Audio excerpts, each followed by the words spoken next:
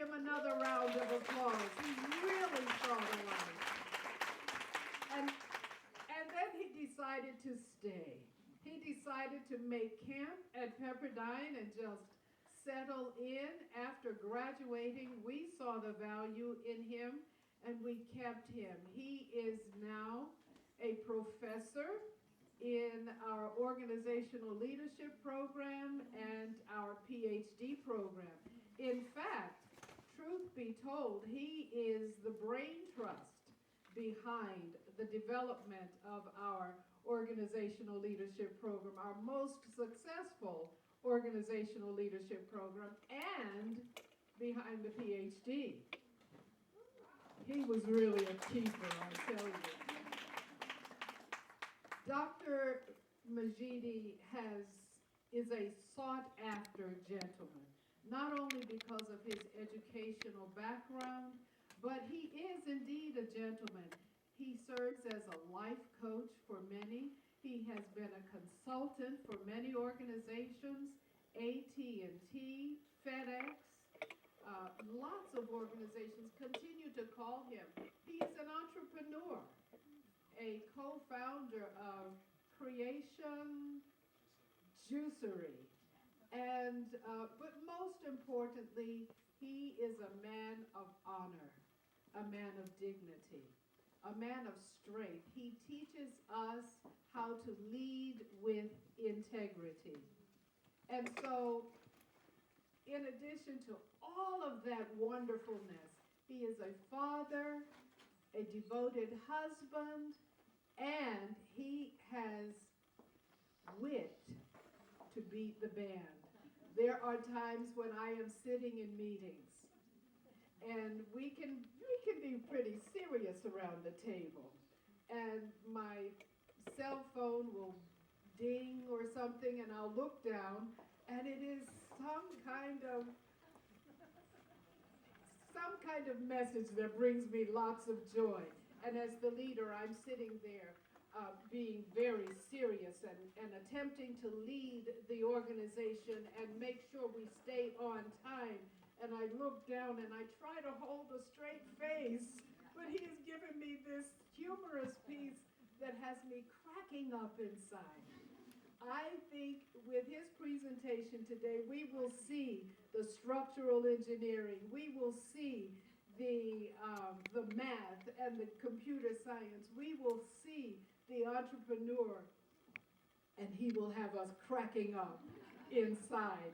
Without any further ado, I present to you my friend, my colleague, the interim associate dean of the Education Division at Pepperdine University, our very own beloved Dr. Farzin Madjidi.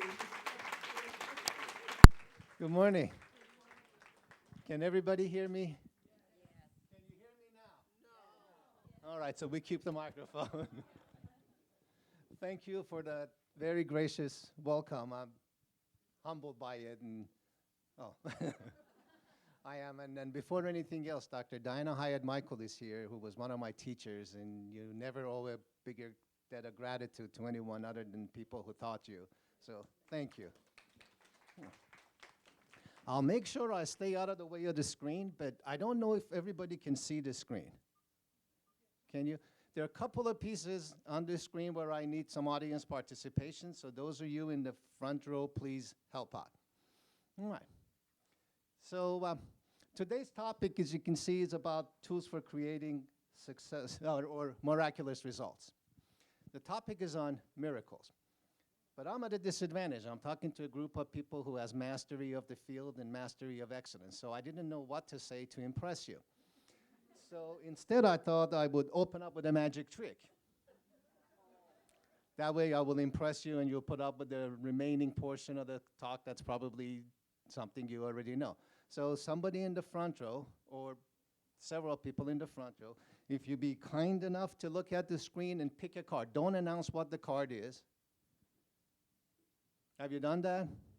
Okay, now and then I will make that card disappear. Are you ready? All right. So I did my magic trick. I put this on the internet and our server almost crashed. People texting me 4 in the morning, how did you do that? Because in real life, there is no such thing as magic. Magic has come down to a trick. So if you believe in magic and if you believe in miracles, we now live in a time where there is no magic or miracle. Everything is a trick.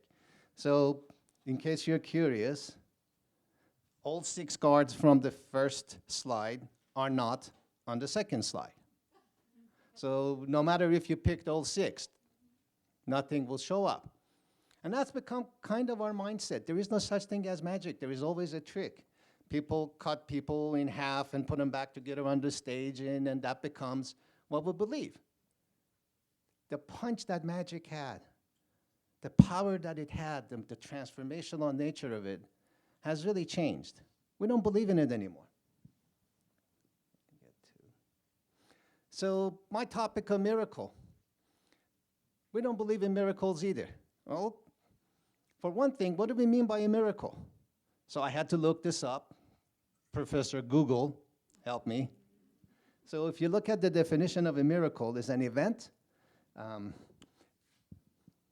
not explicable by nature or by scientific laws, et cetera, et cetera. So what we call a miracle typically is like there is divine intervention, this thing that can't happen by itself.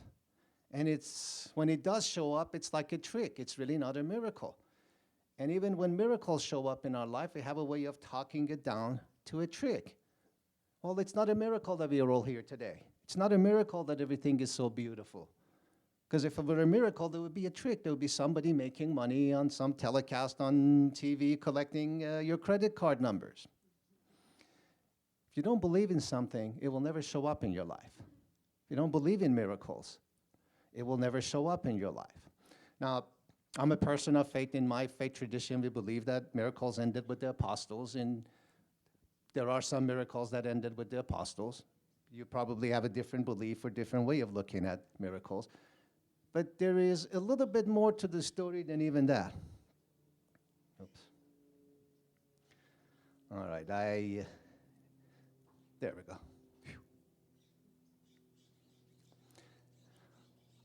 What is the nature of a miracle then? If the definition of miracle as we refer to it on a daily basis, that, you know, if it's divine intervention or something incredible that can't occur anymore. So what is the nature of a miracle? Rabbi Harold Kushner, in his famous book, When All You Ever Wanted Isn't Enough, talks to us about natures of miracles.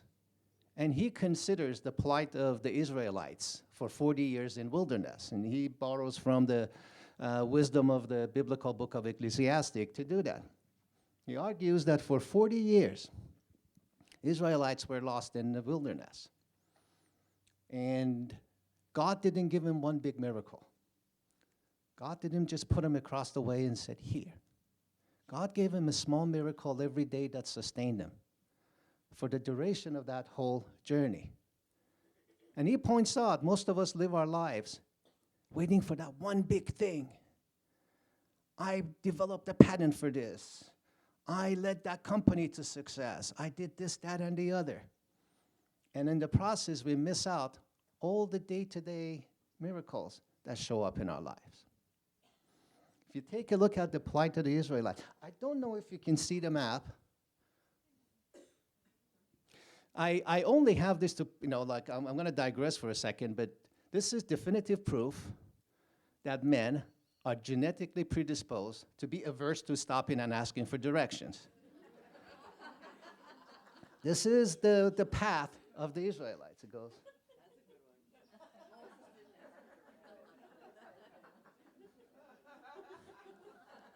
And well, they could have just gone. And every day, they talked to God. They wanted more food. They wanted more comfort. Somebody wasn't behaving. They wanted to erect their old statues and pray to them and what have you, but never asked, Lord, north or south? So next time you get angry with a man who doesn't ask for directions, there is biblical precedent. Now, if we don't believe in the small miracles that show up every day in our lives, then they stop showing up. Einstein has a great term for this. He calls it insanity, doing the same thing over and over and expecting different results. So if you go over and over, thinking you need that one big miracle that never shows up, because if it shows up, it's a trick, like ours in making card disappears. And you create this frustration in your life, this absence of fulfillment. Where is this one big thing that makes me fulfilled? And it will never show up because you get it in doses, and you miss the doses. So the first step in exploring miracles is to come up with a definition that doesn't do that. Miracles, an everyday occurrence for those who, I can't even realize anything and everything is possible. An everyday occurrence for those who believe anything and everything is possible. The norm. What if you change your definition of a miracle to the norm? Look around you. On the way back, look at the ocean. Look at this great country. Look at this state. Those are our day-to-day miracles, and we choose a definition. Spectacular only happens if God is, or some magician does something. What if we gave that up? So our conversation today is, what is it that we have to do to be able to be present and experience miracles? And that's experiencing it. What's the next step? How can we create miracles every day in our own lives? And when we show up in miracle in our own lives, we create miracles in other people's lives. I will walk you through these 7 steps. These are not Kavi, I know. 7 is the popular, you have to write a book, you have to have 9 chapters to get the book published. The first one is introduction, the last one is summary, and in between you have to have the 7 steps. I tried really hard to make this 6, but then they told me 6 is the sign of the devil, and like, if you go with 8, the book is too long, so bear with the 7. All right. I shared with you earlier, part of receiving miracles is to show up for miracles, to create space in your life for miracles. I'm not a football person, but Sunday mornings on television there is football, soccer. When you watch a soccer game, you realize that there are 22 players, 11 on each side, playing on the pitch, running around, falling down, getting injured, getting bruised, getting bloodied, sweating, muddied. And then there are 100,000 people in the audience criticizing them and telling them what they should do, all badly in need of exercise. Where does life show up? Life shows up on the pitch.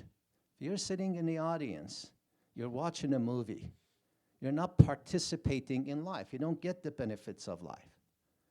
When you go on the pitch, you fall down, you get muddied, and that's not clean. That's yucky. You may get scratches, you may get hurt, but that's the experience of fullness of life.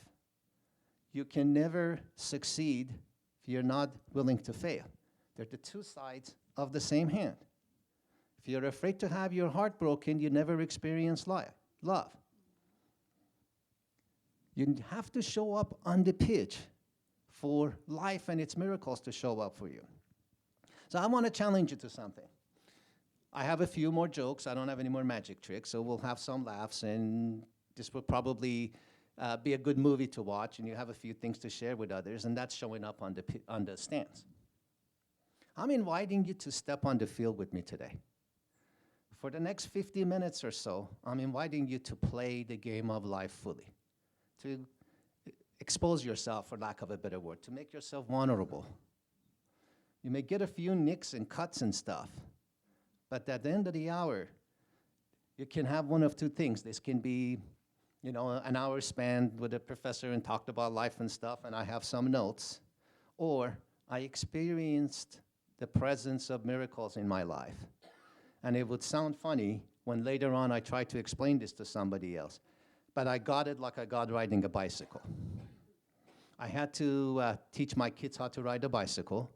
My daughter still has a health issue with her jawbone, and she couldn't afford to fall down.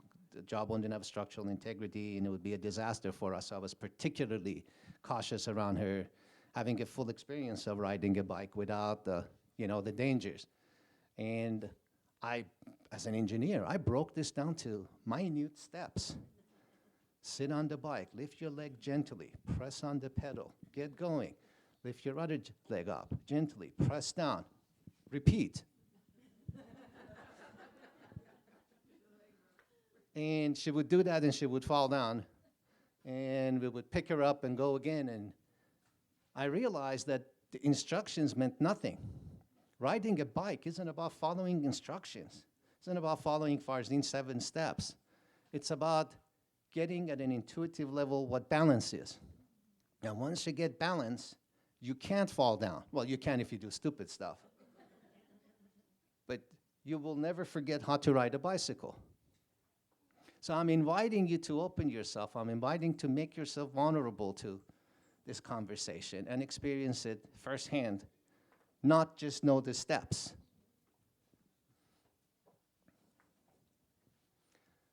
Can anybody see what's behind me? Okay. Yes. My favorite restaurant, yes. My favorite restaurant because I get cease and desist order for telling this story.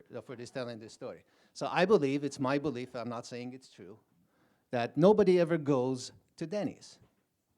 You end up at Denny's. So like 3 people off hours of the day, you're hungry, where do we go? Let's go have a salad. No, I had salad yesterday. Let's have fish. No, I had meat. And let's go to Denny's. So Denny's is what you settle for. But there is one nice thing about Denny's. Their menu is very colorful. And in fact, if you can't see this, there is eggs, hash browns, bacon, etc. When you look at the menu, you see the food. And when you order it, when they bring the dish, it's actually pretty close. If you put them side by side, they're really, really close. One is an image of food. The dish is the experience of food. There are many times in life when we don't make that distinction of image versus experience. And when we don't do that, the small miracles in our day-to-day life disappear. They become images. They become trophies. And as such, they stop being fulfilling. It's almost like you go to Denny's and you start eating the menu. If you're not making a difference between the image and the actual thing, you will eat the menu. And it looks like the real thing. It looks like what you had last time, as the French fries organized in the same manner and the tomatoes where it's supposed to be and all of that. And you take a bite, and it's not what it used to be. But what we do is we settle. Oh, that's okay. They don't make food like they used to. Oh, that's okay. Take a look at, this is not a talk about politics or any candidates, but in general, we are entitled to be represented by politicians who have our best interest in mind and want us to be a great nation and want us to be able to take care of everybody and everything else. Yet, we end up with candidates who are different than that. And then we go, but that's okay. That's what politics is. All politicians are supposed to lie. We settle. Our workplace is a place that's there for us to be able to go there, give all we got. And by showing up in our workplace, we're able to do a lot more than if we stayed at home and worked alone. Yet, when it doesn't happen like that, we settle. Oh, all companies are like that. And we get stuck in this quicksand, this downward spiraling conversation of, no, we settle. So I have a couple of questions for you.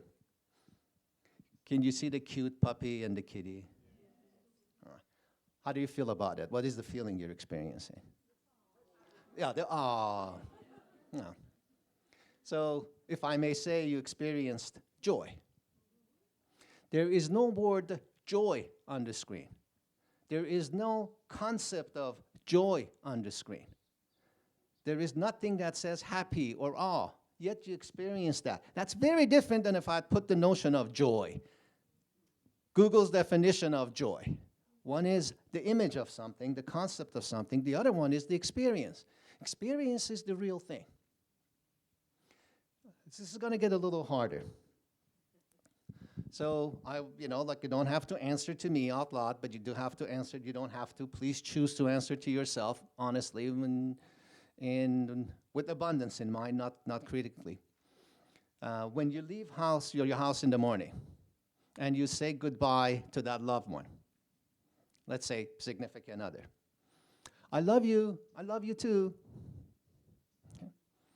That's the image of love. That's what you're supposed to do. You're in a romantic relationship, you're in a committed relationship with someone, you leave, you say, I love you, and the other person says, I love you too, or if they've seen that movie, what was the movie, they're playing with mud and Ghost.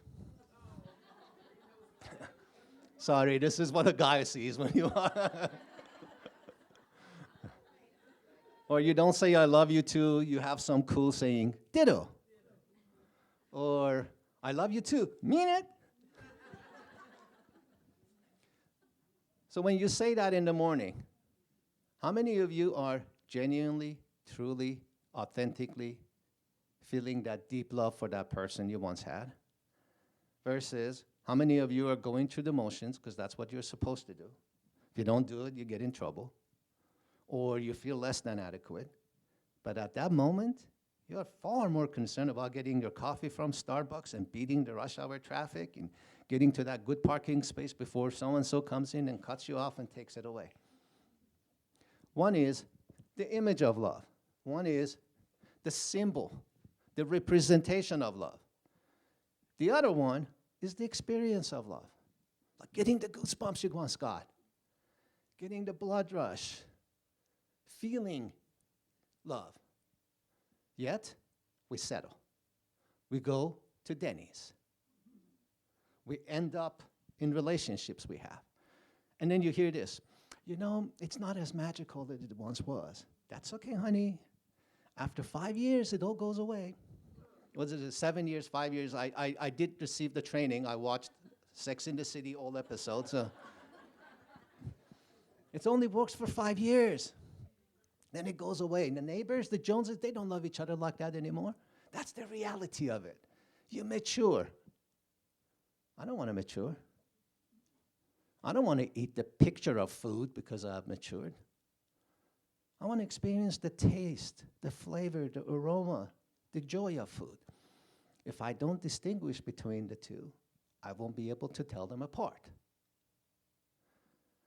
So make yourself available on the pitch, playing to the experience of life, not the image of life. I work with executives, the first thing when they open up to you, they say, when I got my promotion, the office was great, corner office, lots of light, huge space, my own parking space, and it was all good for about 2 months. Yeah, because you show up for an image.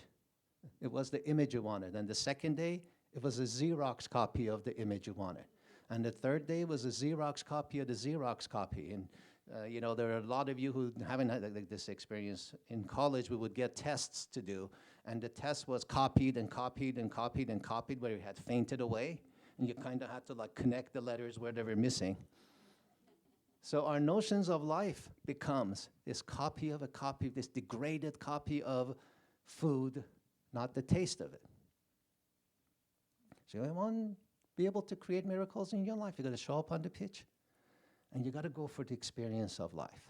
Experience of success versus the image. Experience of health versus the picture of it. You have this in front of you. I will spare you the agony of having to complete this, but there is a point to it.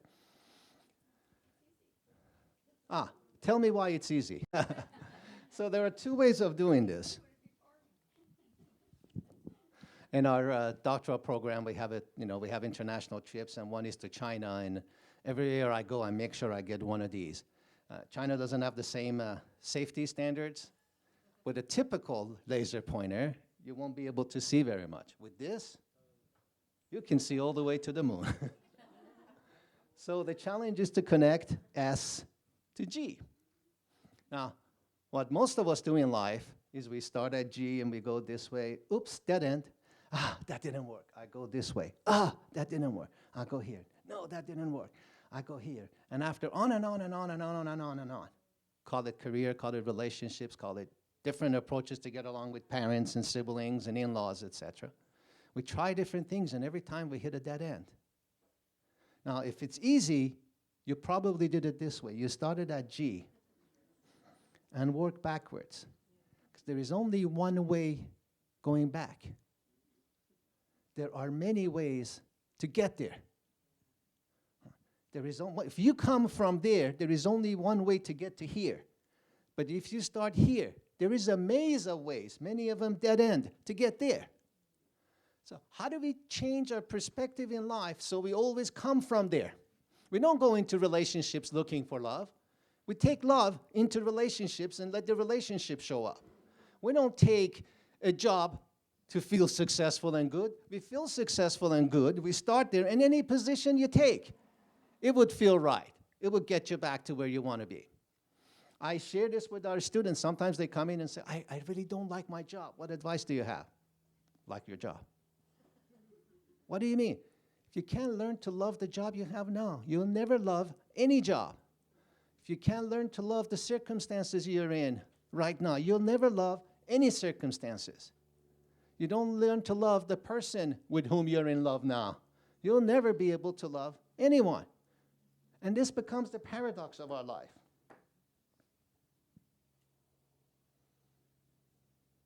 Please come. Pretty please. Oh, there we go.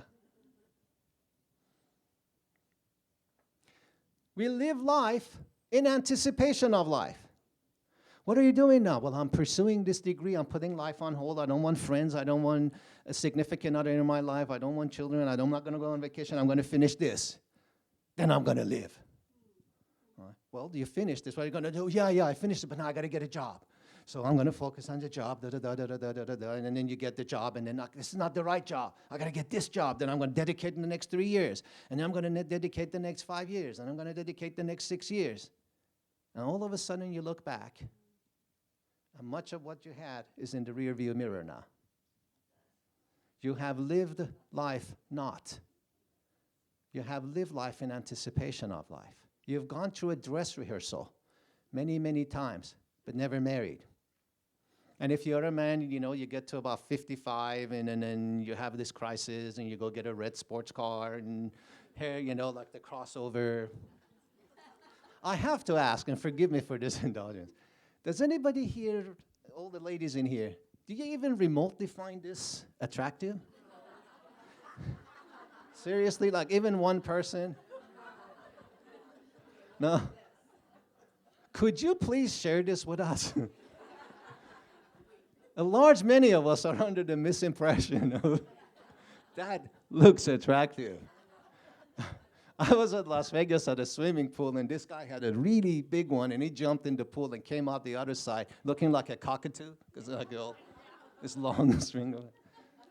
And I said to myself, I have to ask, next time I have a group of audience, I have to have symbols. Our preoccupations with symbols. So how do we change this? How do we go from a life of I have to get there to feel it, as opposed to I have to feel it, and then I will for sure get there? I don't know if you'll like this answer or not. You need a magic wand. All right. So here is the magic wand. I'll share a personal story with you. I had a few extra pounds, about 150. I used to weigh 350 pounds 2 years ago. Yeah, I don't know if you can see the pictures. So I went from 350 pounds to 200 pounds in 1 second. Weigh. All right. Yeah, there's 2 more. Excuse the print shirt. I didn't know any better. I went from 350 pounds to 200 pounds in 1 second. I didn't look like it. I didn't weigh like it. But I became it. I did everything. See, I tried every diet. I could write books about how effective different diets are. I don't think there is any diet I didn't try, seriously. And I'm into academics, so I've read and researched everything. I know Atkins' diet better than Atkins, and et cetera, et cetera. And then I would lose some weight. 6 months later, I would go back to who I really was, and I would gain it all back plus interest. Because when you lose weight, you lose dense tissue, dense muscle, and when you gain it back, you get big, fat, and like when I was at 250 pounds before diet, I was a size 46, then I went back to 200 and 250, and I was size 48, because I was more voluminous. So this all happened to me in 1 second. In 1 second, I decided I wanted to weigh 200 pounds, and I live my life as though I'm 200 pounds. I'm not waiting to get to 200 pounds to eat right. I'm not on a diet, because when the diet goes, so does the life. So does the result. It's waiting to get there. When you get there, the there is not there anymore. So I showed up to life as though 200 pounds. Eat like I'm 200 pounds. I exercise like I'm 200 pounds. I pick my food like I'm 200 pounds. And I'm not even concerned anymore. Because the norm for me has become the miracle. The norm for me is to be 200 pounds. I'm not at 200 pounds. I'm about 215. But it's not about how much I weigh. I'm living a life of somebody who's 200 pounds. Magic wand. 1 second. Life is about maintenance. You want a great relationship? Start there. I have a great relationship. And do everything you would do in the greatest relationship on earth, and it will show up in your life. You want a job that you love? Start loving your job and do everything you would do as though you loved your job and you love that one special person everybody has in their work area. You know who I'm talking about? Not the most popular person. Start loving them and acting as though they're the greatest person in life, and they'll become that. You can only control you. You can only change you. I know we live in a life like on the freeway, people think they can alter other people's driving behavior about how they drive. If I cut that person off, and you can only drive your own car. So show up to life fulfilled. Act as though you're fulfilled. And I don't mean like pretend. Be fulfilled, and fulfillment show up. Be in the greatest love relationship you ever have, and that will show up. I've been married for 35 years, closely 35 years. In California, you have to qualify that to the same person continuously. And I made a decision early on in my life, no matter what the context was, I would only refer to Betty as the love of my life, no matter how it went. And this is part of the reason we have been able to sustain this, because we had a lot of ups and downs, typical ups and downs, health issues with, 10-year still going on health issues with our first child and, things like that. And there were, Betty's health crisis for a while. And we were tested. And there were times when it looked like being the love of my life, maybe not being together. But even then, the conversation you had was with the love of your life. The treatment you had was with the love of your life. It wasn't whatever disparaging saying is nowadays, and I apologize for repeating them. The old lady, the ball and change, whatever it is. Well, we call it locker room talk, I suppose. Whatever it was, it didn't govern the context of a relationship. There were many times I acted like a jackass, just being a guy. But it was with the love of my life, the commitment I had, the responsibility I had, drove the results. It wasn't like, we both have to go to therapy, and not that that's ineffective or anything, but it wasn't a precondition to our life to work. We have a life that works. We come from that space. And then we fix things we need to fix because it's working. It's not a precondition. So we be it, and then we become it, as opposed to waiting to become it, then to act like it. If you remember your classmates in college, I do, I still see them. Those who took care of their cars or rooms and kept it clean, still keep their cars and rooms clean, even though the car back then was far more modest than it is now. And those whose cars and rooms were messy back then, or clothes were messy back then because they couldn't afford any better, now that they can afford better, it's still the same way. See, it doesn't get you there the other way. Evidence abounds around us. So come from the space you want to be. Show up to life fulfilled. Show up to relationships as though they're the greatest relationships in life. Act accordingly, and the universe will adjust itself to you.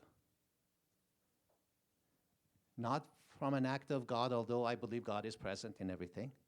Not because, Dr. Dyer said or, Tony Robbins said or anything like that. Just because that's the space you create.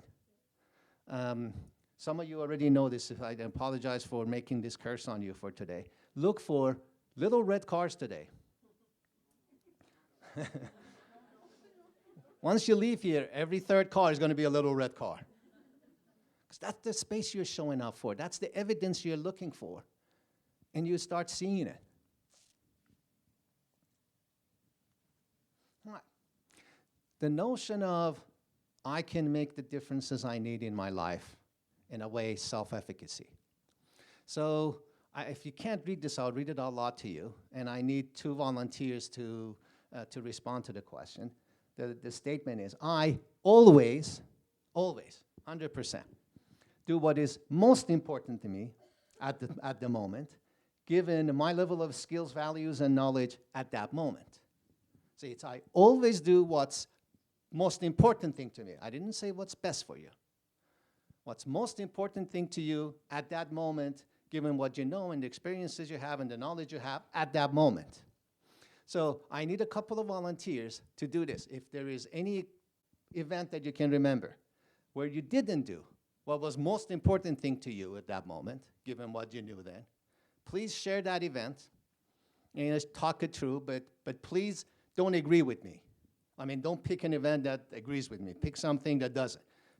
Pick something that you didn't do what was most important thing to you at the moment, knowing what you knew then and what have you. Anybody? Be vulnerable. So everybody in this room, always, 100% of the time, does what's most important thing to them at the moment, with what you knew then and everything. No? Please. I've been working on writing some content that I need to get done, and instead I find myself counseling and caring for people and leaping to any moment like what a friend or family member needs, and I'm realizing that I'm making that the most important thing when the most important thing needs to be what's important to me. Is that what you're saying? And I answered that wrong. You agreed with me. Okay. So at that time, you decide that it's more important thing to you to attend to those who need your care and counseling than to write. So you do what's most important thing to you. All right. You're supposed not to agree with me. Okay, I don't agree. Anybody else? See, now you see it coming. I'm going to point out to you that every moment in life, what you do in that moment is the most important thing to you at that moment, like it or not. Please, I think there is a mic coming. Okay, I'm going to get really vulnerable. I married the wrong person, and I knew better, and I did it anyway. Why did you marry him? Because I could check off all the things Yes. on the paper, or that should have been The image. the image, Yes. but it wasn't what I knew in my heart and soul to be right. So on a personal note, no, you didn't. Just as a consideration, not to make you wrong. Second thing is, it was really important thing for you to check off those boxes, wasn't it? Yes, Among other things, family would approve. exactly. And our best friends would go, oh yeah, that's right, he has this and he has that. So in that moment, the most important thing for you to do was to get that approval and to get that checklist. You did exactly what was most important thing to you. We don't like the results sometimes. Right. We play heads and tails, we flip a coin, and we say heads, and it comes out tails, and then we don't like it. And we carry that as a burden. We go through life like this. Hi, the next person in my life. Hopefully not. Don't feel special, we're all like that. Or don't feel unspecial either, but hi, the next person in my life. I'm Farzine. This is Kathy. Nice to meet you. I didn't make the best thing at the moment with my life. And if I didn't have the microphones, I'll pick 2, 3 more chairs up to illustrate this more. But you did exactly what was most important thing to you then. We always do. If it weren't, you would have done something different. Do you follow? So, getting heavy. This is a big part of an exercise we do in class, and people share. I have the privilege that people shared some very personal stories with me. And somebody says, I was sexually assaulted.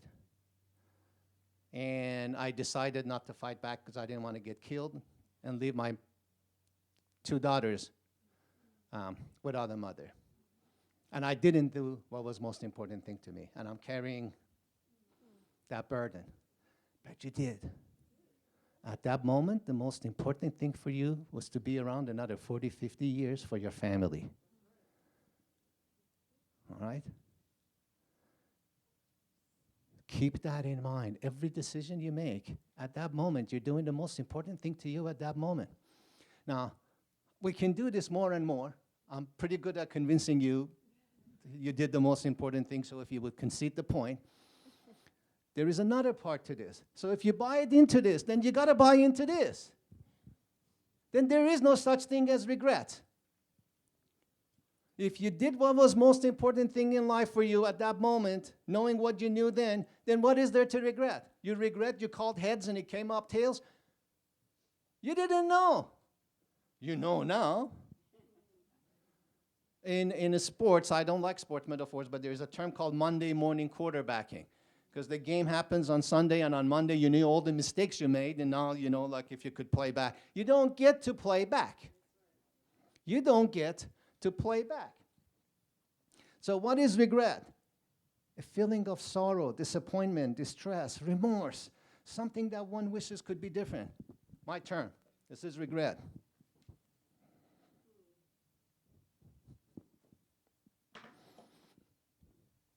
There is no such thing as regret. In fact, I have more definitions.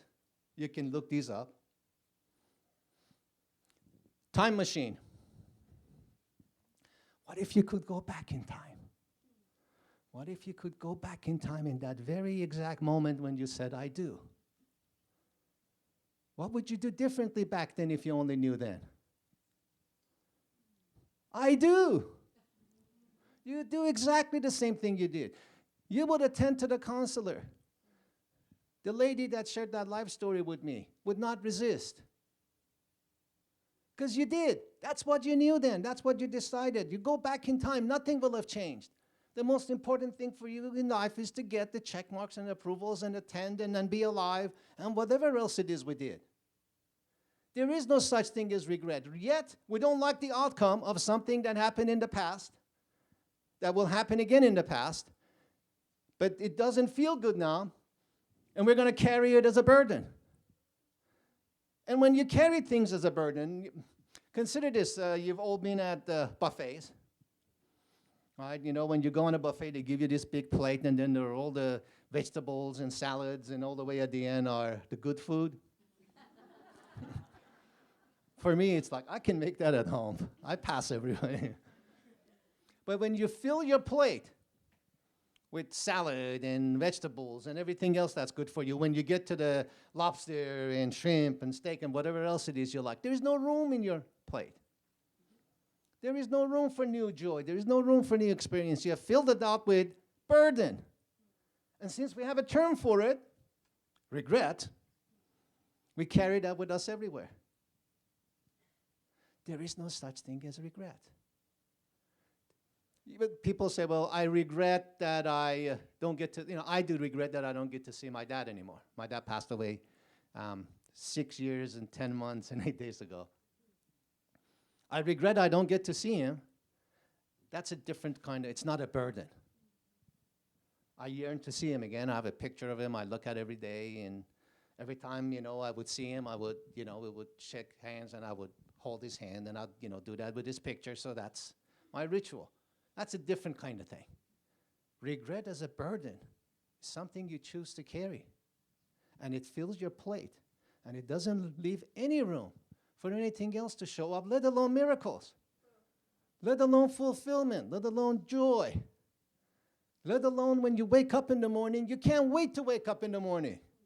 Can't wait to get to work. Remember as kids and going to Disneyland? It's like that experience can't show up if you got all these chairs you're carrying around with you. Sound bites. Experience is what we get. Experience is what we end up with when we can't have what we really want. It's what we settle for.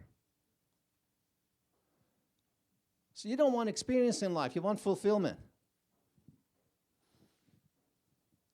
Now, the way to get around this, or one way to get around this, is to consider this statement. You can have everything you want in life, or end up with all the excuses why not. You can have everything you want in life, or end up with all the reasons why not. I mean, I walked around at 350 pounds thinking I'm an elite athlete, and I'm nimble on my foot, and da-da-da-da-da-da-da-da. Why don't you lose weight? Well, I'm doing this and I'm doing that. All the excuses, why not? And that would get in the way of the miracle of health and everything. By the way, I had 2 heart attacks at 45, 10% of my heart was dysfunctional. I had high cholesterol, high blood pressure, type 2 diabetes, gout, sleep apnea. And on every medication, I called it the heart attack 6-pack. I got 6 pills in the morning and 6 pills in the evening, different ones. And now I am, in that regard, medication-free. My blood sugar went from 450 to 78 this morning. Yeah. So I had all the reasons why not. I had the best comebacks in the world. Farzine, I put on a few pounds. Yeah, but listen, you can get a personal trainer. You can go to a gym, and in 6 months you can get a 6-pack. A keg takes a lifetime commitment. I had jokes. But those things fill out your plate, and you don't get what you really want in life because you have all the excuses why not. Take a look at your life. Any place you're stuck, like there is a feeling of I can't go forward and I can't go backward. Look at all the reasons you have why not. And they tie into regret. So what I'm inviting you to do is to consider, what if I lived a life of no regrets? What if I moved into the space of no regret? Then the spectacular will show up. Because as long as you're living with regret, and as long as you're living with all the reasons why not, there is no room for anything miraculous or even spectacular to show up. So I submit this to you for your consideration. Playing on the field is to really try this. Sitting in the stance is, I disagree. I can think of this, that, and the other. Or I've heard this from someplace else this way. I've read this somewhere else. That's really the intellectual imagery. So come on the court. Consider this. How would you fill out this sentence?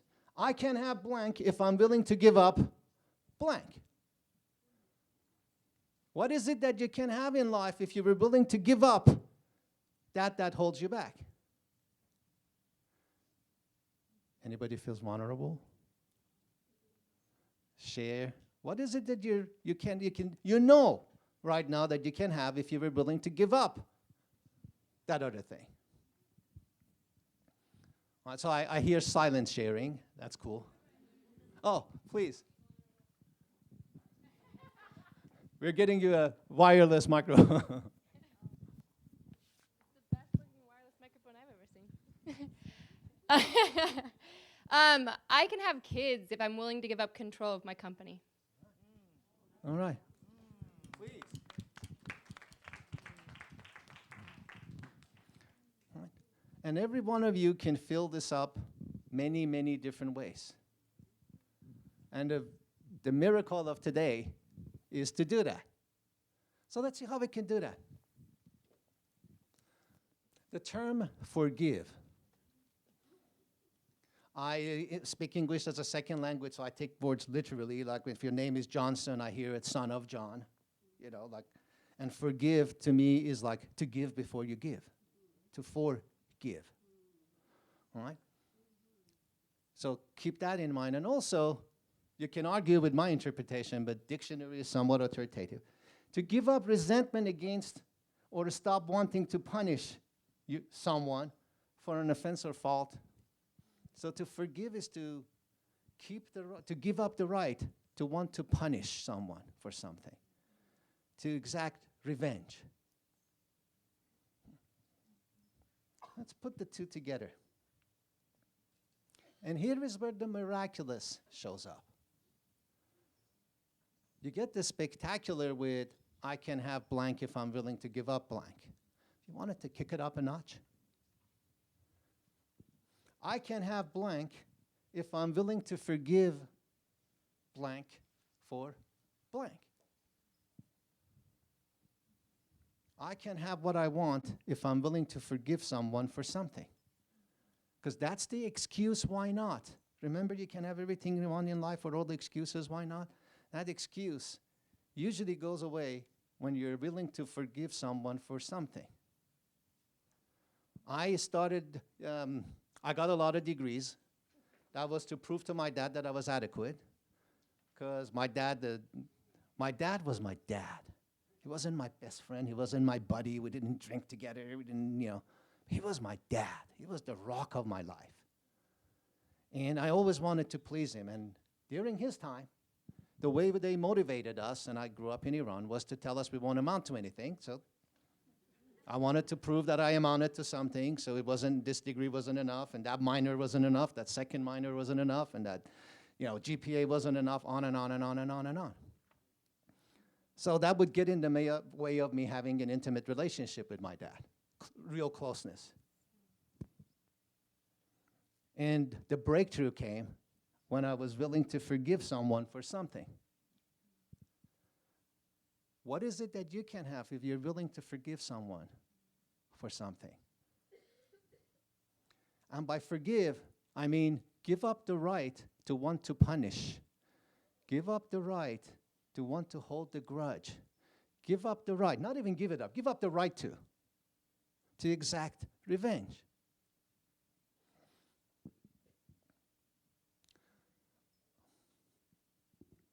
One more piece with this, and I'm picking up the pace a little bit in the interest of time. So consider this. The breakthrough for me with my dad was I realized the person I had to forgive was me.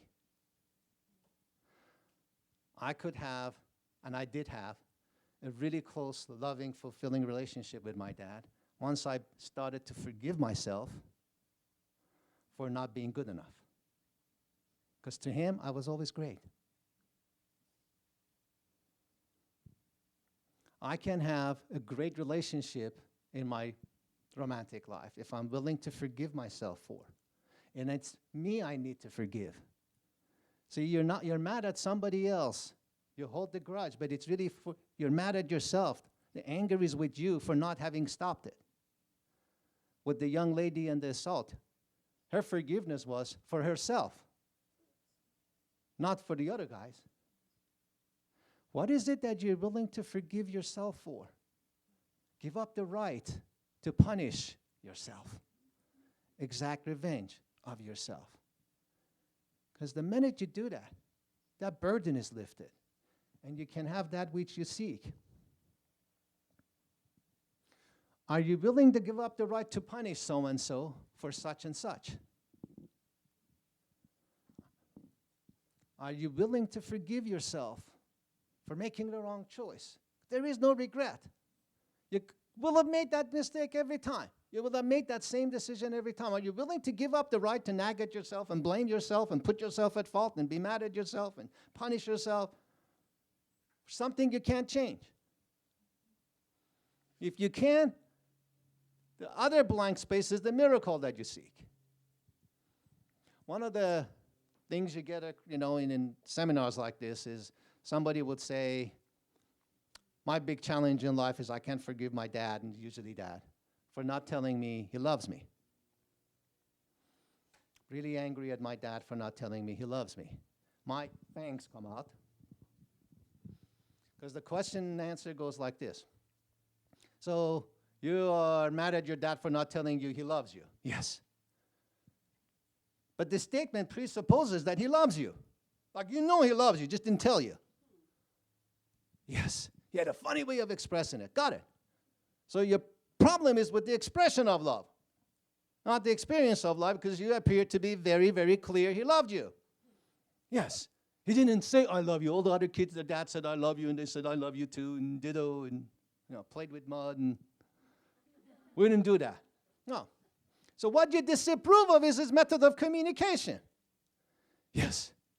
But he clearly communicated it to you. Yes. So you don't approve of their style. Excuse me. Who put you in charge to be communication police? You're very clear he loves you. He communicated that to you. You know it well, you just don't approve of it. What if the limit of his self-expression only allowed him to express his love this way? Are you willing to forgive yourself for your dad having that limit to his expression? Because he clearly expressed himself to you. Are you willing to forgive yourself for that? You don't have to forgive your dad. Your dad hasn't done anything. He fully expressed he loves you. He just did it in a way you don't approve of. Didn't use the right words. Didn't watch the right movies. But you know, are you willing to give up the right to be angry about this? Because if you do, the miracle of, my dad and I have a loving relationship shows up in your life. You fill in the blanks any way you want. These are the tools to have these types of miracles in your life every day. Wherever you're stuck, wherever life seems to be not moving forward, hopeless, helpless, there is something that you're hanging on to that's a lot more important for you to give it up, because if you give it up, you can have this. It's greatness, by the way, the blank that most people struggle with. I don't want to have a miraculous life. I don't want to be great because then I have to give up being stuck in my dad said I'm not good enough, and my mom said this, and my sister was better than me, and in school they didn't invite me to the cool table, and on and on and on. I want to hang on to those. They gave me safety. I have all of those things to blame. And as long as I have them to blame, I don't have to be great. Can you get out of your own way? Can you get out of your own way and create space to miracles to show up? Because when you show up in this world that way, everybody else shines like you. We forget 90% of the advice our parents give us and 100% of what they do. Are you willing to be that in the world? To show up uninhibited by yourself? To give up the right to punish yourself for all this little things, all the chairs you're carrying around with you? Put them down. Then you have room on your plate for the good stuff. I'm also inviting you to be unreasonable with yourself about this. To not go to Denny's, or go to Denny's, but like don't end up. Be unreasonable with yourself. I don't need another letter from them.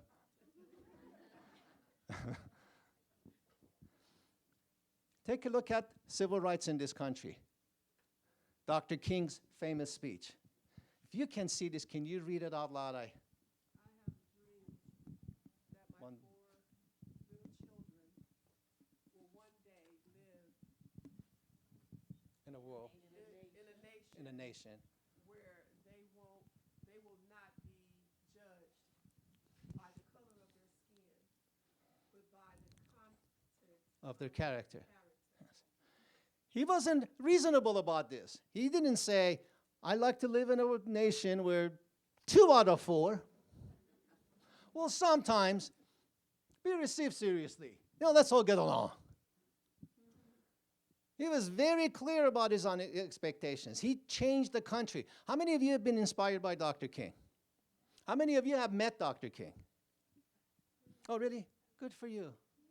I'm jealous. You see how inspiration works? It's those words that shook a nation. What was his official title? Was he president of something or? No. Yes. And preacher is not a title. He wasn't reasonable about this.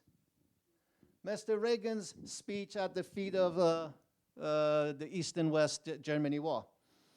Mr. Gorbachev, General Secretary Gorbachev, if you seek peace, if you seek prosperity for the Soviet Union and the Eastern Europe, if you seek liberalization, come here to this wall. Mr. Gorbachev, open this gate. Mr. Gorbachev, bring down this wall. 50 years after cessation of hostilities, Second World War ended, when that wall was lifted. He didn't say, Mr. Gorbachev, this wall here is kind of like killing the feng shui. You know, can we punch a few holes here?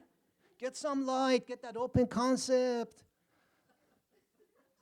He demanded this, and the Second World War ended 50 years after the shooting stopped. On a shout out to one of our doctoral students, one of the consultants who helped write this speech is actually getting his doctorate with us. If you like comedy, yes, Mr. Yakov Smirnov, who has got his master's from University of Pennsylvania and now doing his doctorate. He's going to fill out Wayne Dyer's slot on PBS after he finishes his work with us. Mr. Kennedy, President Kennedy, I believe that this nation should commit itself to achieve the goal before the end of this decade of landing a man on the moon and returning him safely to Earth.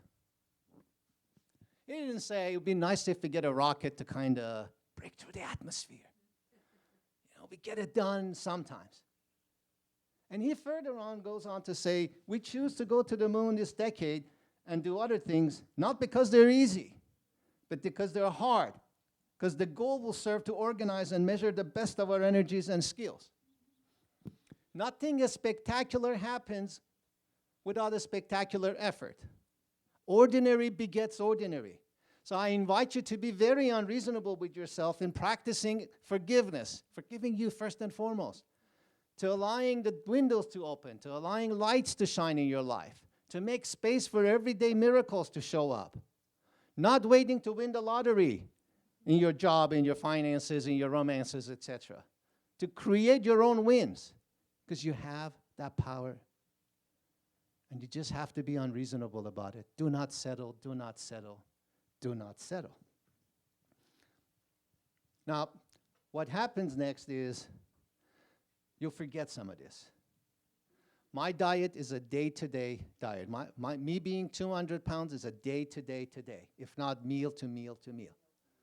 Every time somebody walks around, I'm on a protein diet. So every time I see bread, rice, everything else I love, I have to review my commitment.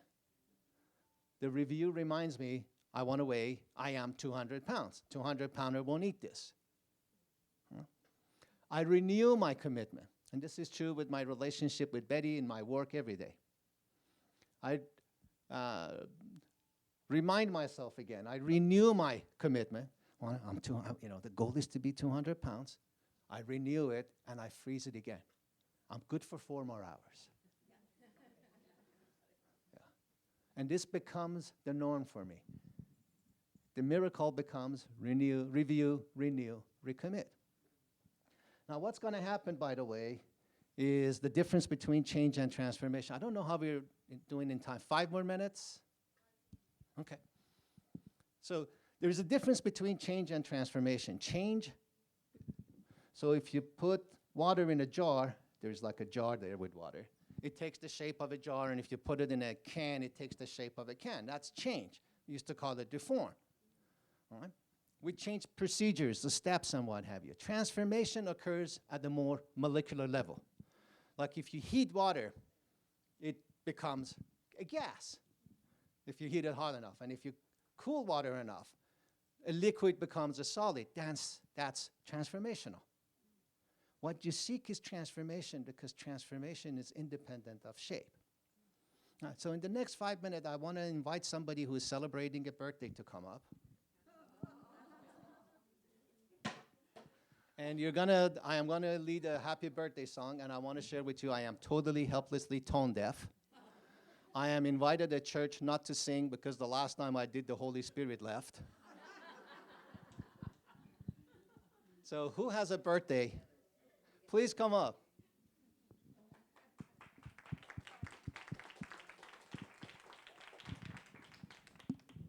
So we're going to experience change and transformation by singing Happy Birthday. Please. Well, congratulations. I can tell that you cannot legally drink. Tell us your name. Marie. Marie? All right. So we're not going to sing the whole song, just the first 2 lines. So 1, 2, 3. Happy birthday to you.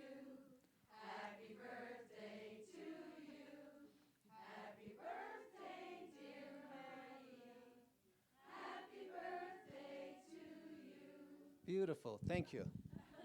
This is how we sing happy birthday. Now, I have a question for you. We want to change the song. Is it happy birthday to you? Is it happy birthday to you? Or is it happy birthday to you? It's to you. So we're going to sing this again in a minute, so remember that. And why do we sing the words happy birthday to you twice? To put emphasis. So the second verse is supposed to have an emphasis, a crescendo. Can you do that? Can you put emphasis on you and then really express it in the second verse? All right, on 3. 1, 2, 3. Happy birthday to you. Happy birthday to you. Happy birthday, dear Marie. Happy birthday to you. Excellent.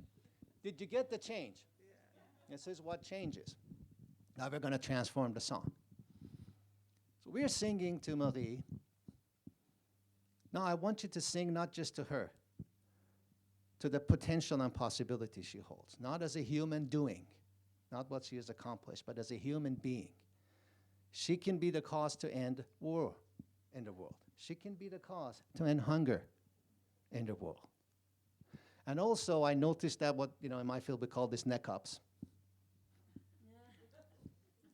Can you truly express your good wishes for her birthday with other than your necks? No. You get up and truly express to this person who can be the cause to end hunger, cause the world to change, and express it fully, and happy birthday to you. And the second one goes a little longer and with more emphasis. Will you join me, please? 1, 2, 3. Happy birthday to you. Happy birthday to you. Happy birthday, dear Marie. Happy birthday to you. I don't get to replace. So thank you for your generosity. I'm grateful for it.